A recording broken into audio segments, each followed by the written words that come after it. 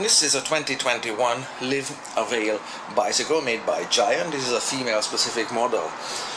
In this video I'm going to mount this bicycle, remove the rear wheel and mount it to the Wahoo Kickr Core 2020 model.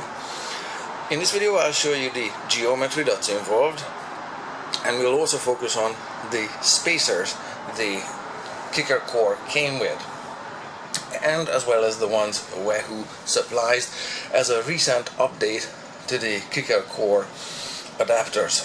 So let's take it from the top and start at the rear wheel. Whatever rear wheel you have, it will mount with a through axle. This through axle can be observed here at the end of this derailleur hanger bracket here, that it is flush with the edge of the derailleur hanger. I hope this is really clear here, that the axle is not too far in, not too far out. It is just flush like so. And if I start rotating the axle with this included wrench that bicycle came with, then you can see the axle's rotation as it's backing out there, and you can see the threads remaining in the derailleur hanger. That's how it should look like. So the axle, after mounting on the Wahoo trainer, should also come all the way out to the end here and be fully seated. Okay, so the end of this axle here should be showing in exactly the same position. The Wahoo Kickr Core comes with a set of 4 axle spacers or adapters. 2 of them do not fit at all because they have a different axle in mind for these two. Through axle mounting for these two. Obviously this 12mm axle just doesn't fit through the hole in either of these two. The 12mm diameter, if you look at it carefully, is measured at the thickest parts here or here, and not in the middle. You can see that it's skinnier in the middle. And just for rough reference, take a look at this vernier caliper reading. 12mm, maybe 11.8, so it's a 12mm nominal diameter on this through axle. They obviously only go through this one and this one, so these two, put them away.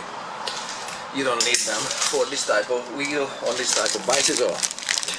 Now, Wahoo updated their spacers or adapters, axle adapters, for 2021 and 2022, and your dealer may give you a package of these 4. You don't need them, don't open it, don't use it for this particular bicycle. It's not going to be needed at all. These are the old adapters that you need. What's the difference here? Take a look at this one. This one is a cup shape. It's about this deep, serrated on the outside, and this one says 142, 148, but it's a reversible adapter, so it either goes in this way or it goes into the trainer this way. Okay, it's reversible and it looks like this.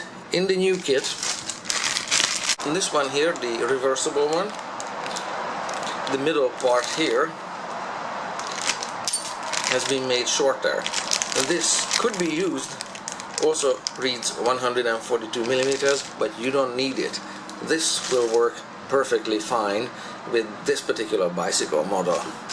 So let's take a look at the wheel for a sec, because the axle length here is nominally 142mm, but the axle is longer than 142mm by about the length of the thread that's cut on the axle.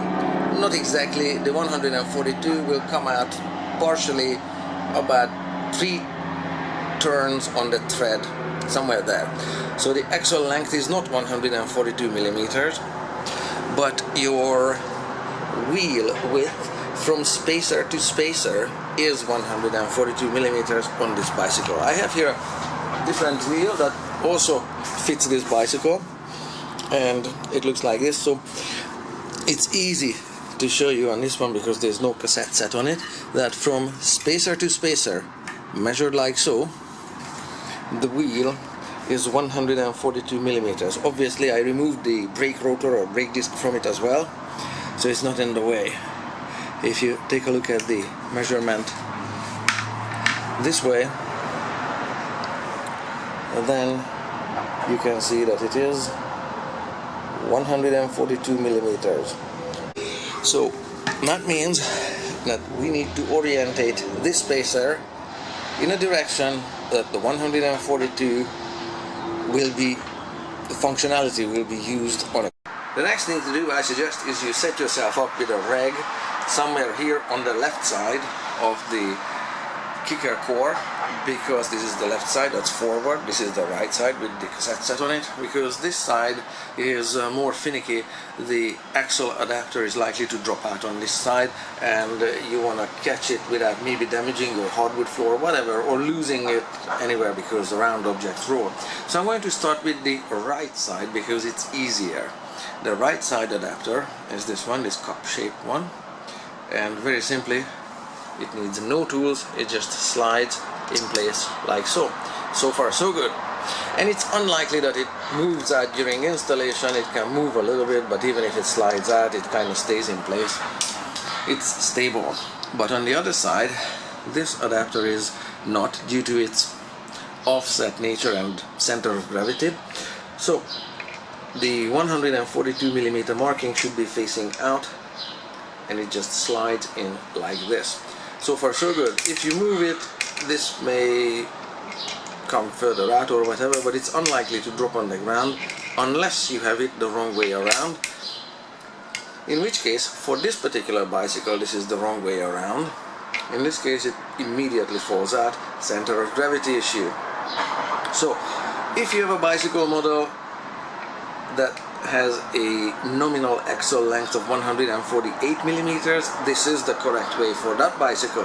For this bicycle that I started with, this is the correct orientation, and I like the spacer showing the number up so I can check it visually without taking it apart, so I don't want the number to be hidden like so. From here on, it's fairly straightforward. Take out the rear wheel, grab the bicycle, put the frame in place, push the axle through. But I want to show you one other geometry thing, how this old adapter, before the Kickr core updated adapters that are still mint in package there, how this one actually works and is the correct fit for the bicycle's frame. So I'm going to go ahead and take this bicycle wheel out and show you the geometry of how the axle spacer and the frame work together.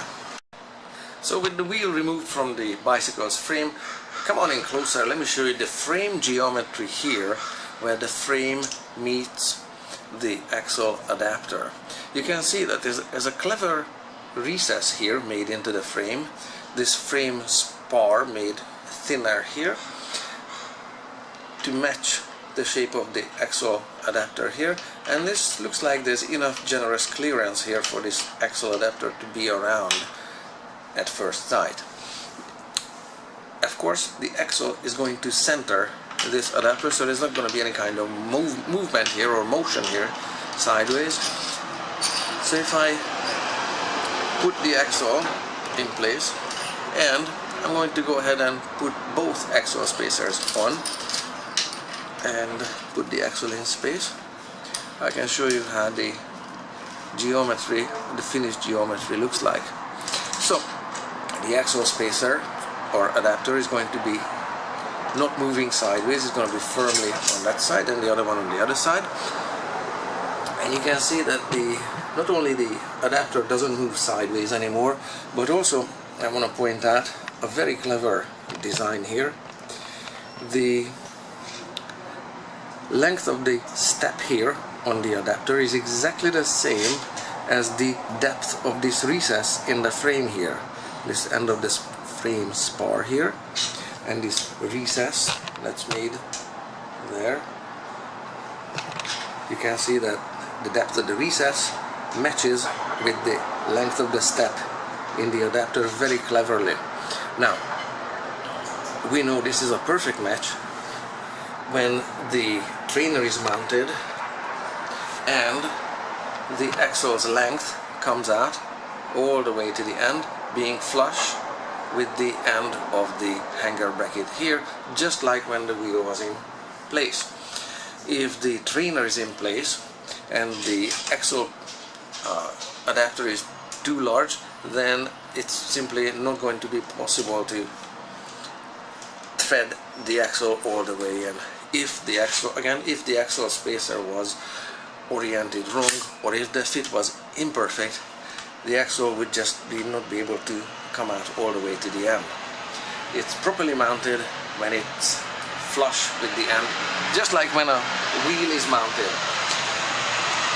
The same geometry detail applies to the other side here, where this shape of the axle adapter with this little bit of recess in it is made to work with the recess in the frame, and so this little step in the adapter perfectly matches, so the length and depth of this cut that's formed into the adapter matches the frame exactly like so. So that's the geometry detail that needs to work with the adapter. Let's put the bike on the trainer and see how it actually fits on. Actually mounting the bike without explanations takes just seconds. Grab the bike. With one hand, the axle spacers go in, one on one side, the other on the other side. The bicycle sits without the axle in place, just sits correctly on the axle spacers.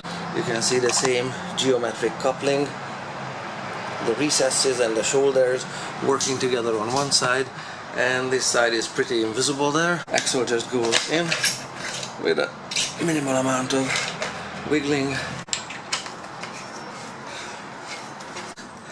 tied all the way there, and the axle came out at this end to be flush with the derailleur hanger, just like that. So this is mounted correctly. Now, last attempt here. I'm going to show you what happens if I take out the spacer, the updated spacer, one of them, and it's this shape, a non-threaded one. If you try to mount the bicycle with this one, this axle adapter is 4 or 5 millimeters or so longer in this direction here, therefore is going to pry apart the frame by 4 or 5 millimeters. Therefore the axle will be 4 or 5 millimeters too short in this orientation. I'll show you how that looks. Let's take the axle out again and let's change the correct right side axle adapter to this new updated one that your bicycle doesn't need. This bicycle doesn't need. If I simply take out the good one and put in again this one, you can see that it's sticking out 4 or 5 millimeters more as is, some such number. And if I put the bicycle on it like so, it's not visible, but it's prying the frame apart ever so slightly. The frame has a lot of flex, so far so good, no damage done. And we'll catch the thread inside the derailleur hanger on the opposite side there, as per standard procedure. If I tighten the axle like so, looks like it's in place. Let's take a look at the left side. The left side, of course, no changes. The recess and the shoulder match just like that, and on this side the frame is a little further away from the cassette set. However, on the other side there is no sign of the axle's end. The axle's end is, instead of being flush here, so I'm measuring the depth here, is this far away. Never took a look at the reading here. Looks like 4 millimeters, exactly 4 millimeters away there from where it should be. So this new axle adapter that comes with that kit. Again, don't take it out, don't use it. We'll pry apart the frame by 4 millimeters. Now, it's not that you can't load the frame this way with this partial thread engagement, but your derailleur now is 4 millimeters misaligned wrong, in the wrong direction. Of course the chain should be, of course, on top of the cassette set, but that's another thing. But the cassette set and the derailleur are now 4 millimeters misaligned, so shifting won't work really well in this position. It's always going to be off. That's probably the second biggest problem, beside the frame not loaded evenly or not loaded as designed. Shifting will be really miserable. So that's how the bicycle mounts. Use the correct adapters for it. It's fairly straightforward. Do pay attention to the geometry. Thank you very much for watching.